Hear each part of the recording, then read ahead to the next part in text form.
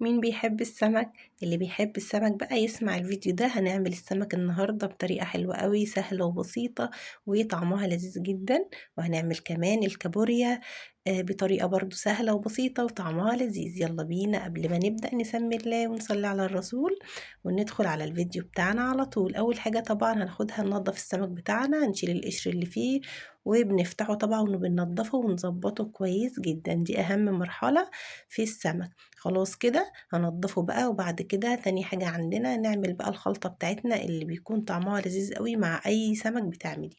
معايا كده قرنين من الشطة بقى، حامين باردين زي ما تحبي. وكمان معايا كده شوية كده من البقدونس والكزبرة، او كزبرة بس بقدونس اللي عندك استخدميه. معايا 5 فصوص بقى من الثوم. وكمان هضيف عليهم معلقة كبيرة بقى من الملح، معلقة كبيرة من الكمون، نص معلقة صغيرة من الشطة الحمراء.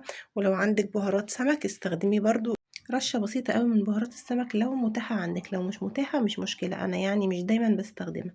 ضفت كمان عندي معلقة من هريسة الشطة اللي كنا عاملينها مع بعض. عندك طبعا شطة حمرا فريش وعايزة تضيفيها هتكون حلوة برضو. هستخدم ليمونتين كبار، طبعا السمك بيحب الليمون فهستخدم كده ليمونتين حلوين. وبعد كده هنضرب كل الحاجات دي بقى مع بعض في الكبة كده، هننعمها وهتاخدي أحلى خلطة لأحلى سمك هتعمليه. الخلطة دي حلوة جدا، هتكون تحفة قوي، هتخلي السمك طعمه لذيذ معاكي. طبعا بقى في الوقت ده انا بكون حاطه السمك بتاعي في ميه كده وليمون شويه، على ما بجهز الخلطه بتاعته بيكون هو طبعا بقى نضيف كده وما فيهوش اي ريحه زفاره، علشان يكون طعمه حلو معايا. بنضفه وبعد كده بضيف عليه بقى ليمونيه كده وشويه ميه مش كتير يعني. انا بسيبه بس ربع ساعه قبل ما اعمل الخلطه بتاعته، وبعد كده ببتدي اشتغل فيه علشان السمك يكون طعمه حلو معاكي ما فيهوش اي ريحه زفاره. لازم تنضفيه كويس وتغسليه كويس بالليمون، وبعد كده تبتدي تشتغلي فيه بقى براحتك. فرمنا الخلطة بتاعتنا وجبت السمك بعد طبعا ما غسلته تاني بقى من الليمون وصفيناه. هبتدي بقى انزل بالخلطة اللي معايا دي على كمية السمك اللي عندي.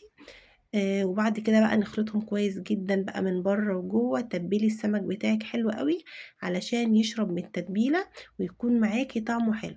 بعد ما هنتبله كويس قوي هتركني برضو شوية، يعني شوية حلوين كده. لو عندك وقت سيبيه شوية، ما عندكش سيبيه نص ساعة بس في التتبيلة، وبعد كده ابتدي اشتغلي فيه علشان كل ما تسيبيه في التتبيلة كل ما هيديكي طعم حلو. هو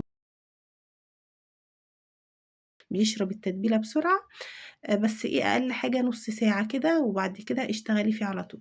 هجيب بقى حلة هنا على النار، حطيت فيها معلقة واحدة بس من الزيت. وبعد كده هكون غاسلة بقى الكابوريا بتاعتي، برضو غسلناها كويس جدا جدا. اغسلوها كويس عشان طبعا بيكون فيها رملة ما تقرمش معاكم في الاكل. تمام، نغسلها كذا مرة تحت الحنفية كده. بعد كده هنزل بقى بالكابوريا في الحلة وهبتدي اقلبها كده، وهكون مجهزة بصلاية واحدة بس صغيرة ننزل بالبصلاية عليها. هنزل كمان بقرن شطة بقى حامي علشان يخلي الشوربة بتاعتنا طعمها حلو. لو بتحبوا الحامي طبعا، لو مش بتحبوه استبدلوه بقرن بارد. معايا ليمونية فتحتها كده نصين ونزلت بيها واديتها تقليبة كده. وبعد كده هكون مجهزة المية، هنزل بقى بالمية على طول. وهنا مش بنكتر المية، يا دوبك بس المية هتغطي الكابوريا اللي عندي علشان تدينا كده شوربة طعمها حلو ومركزة. نص بقى معلقة كبيرة من الكمون. ضيفي الملح بتاعك ظبطيه، رشة بسيطة قوي من الفلفل الاسود، ويديهم تقليبة وغطي عليهم. هرجع كمان بعد شوية كده اديها اضيف لها حاجة كمان هتخليها كده مسكرة وطعمها جميل قوي.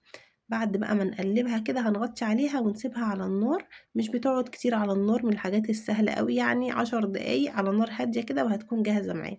بعد ما غليت معايا غلوتين كده على النار حطيت لها بشر طماطمايه واحدة بس صغيرة، بتخلي الشوربة فيها تسكيرة كده حلوة وطعمها بيكون مسكر معاكي وحلو. هنا بقى معايا ربع كوباية كده صغيرة من الزيت، ومعايا 3 بصلات مفرومين. هبتدي بقى اشوح البصل بتاعي ده كده ونحمره كويس قوي. عايزينه ياخد لون بقى البني ده علشان نعمل شوية رز صيادية حلوين قوي وطعمهم لذيذ، وبيكون طبعا طعمه حلو جنب السمك. قلبي فيه بقى لحد ما ياخد معاكي اللون الذهبي. وطبعا ما تخافيش مش هيمرر معاكي ولا اي حاجة. البصل في الوصفة دي مش بيمرر ولا اي حاجة.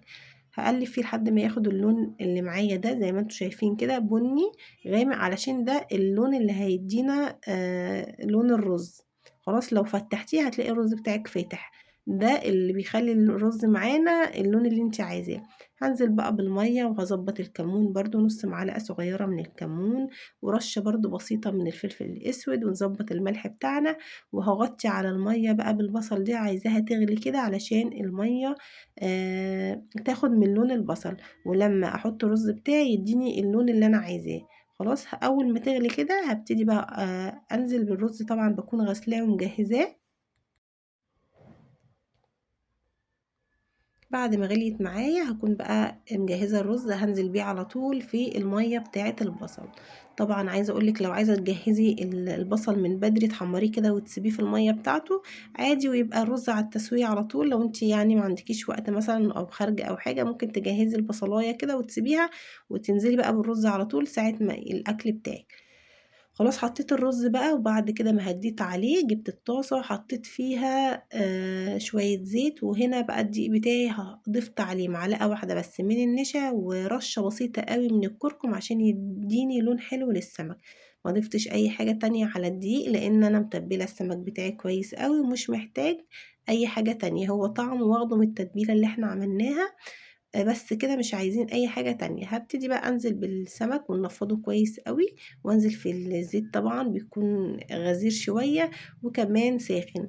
بعد كده ما السمك ياخد لون نبتدي نقلبه على الناحية التانية، وهنا بقى بتشم ريحة للسمك خطيرة.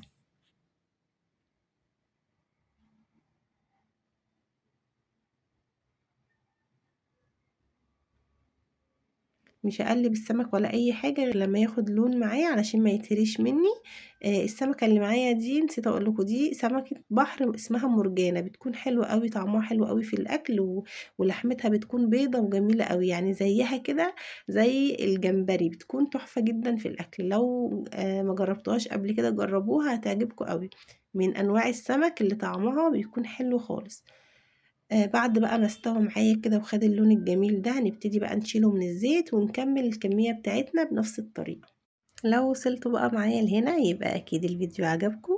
لو عجبكم ما تنسوش تحطوا له لايك وتشاركوا الفيديو بتاعي مع كل اصحابكم وحبايبكم علشان يوصل لناس كتيرة جدا. جربوا بقى السمك على الطريقة بتاعتي دي هيعجبكم أوي إن شاء الله. السمك المقلي ده من السمك اللي بيكون طعمه حلو جدا وأكل سهل بقى وبيخلص بسرعة، يعني برضو مش هتقفي في المطبخ كتير، من الحاجات السهلة البسيطة. طبعا معلقة النشا اللي احنا ضفناها على الدقيق دي بتخلي السمك مقرمش معانا وجميل كده، يعني مقرمش من بره وطري من جوه، بيكون تحفة جدا في الأكل. خلصت كل الكمية بتاعت السمك بنفس الطريقة، وبعد كده بقى هنروح نقدم الأكل بتاعنا بالطريقة بقى حلوة كده علشان يكون شكله حلو على السفرة ويفتح نفس اللي هياكل. العين بتاكل قبل أي حاجة، فعلشان أكلك كده يكون حلو وشهي لازم تقدميه بطريقة حلوة وشيك كده تفتح النفس. خلصت الكمية اللي عندي وهنروح بقى نغرف. كانت الكابوريا خلاص اتعملت استوت يعني، وبعد كده هنقدمها بالطريقة دي. عايزة اقول لكم الشوربة بتاعتها خطيرة، شوية شوربة كانوا مسكرين جدا وطعمهم حلو قوي وسهلة وما خدتش معانا وقت خالص في التحضير، يعني من اسهل الوصفات. جربوها على الطريقة دي هتعجبكم ان شاء الله. والرز كمان كان خلاص استوى، فهنقدم بقى الاكل بتاعنا بشكل حلو كده زي ما قلت لكم علشان يكون شكله وطعم مع بعض. الرز خد اللون البني ده من تحميرة البصل، بتتحكمي في لون الرز بتاعك من البصلاية وتحميرة البصلاية. قدمت بقى السفرة بتاعتي بالشكل الحلو ده، وكان الأكل حلو جدا ما شاء الله، طعمه حلو وشكله حلو. جربوا بقى الطريقة بتاعتي وقولوا لي رأيكم فيها ايه، واستنوني ان شاء الله في فيديو جديد. باي.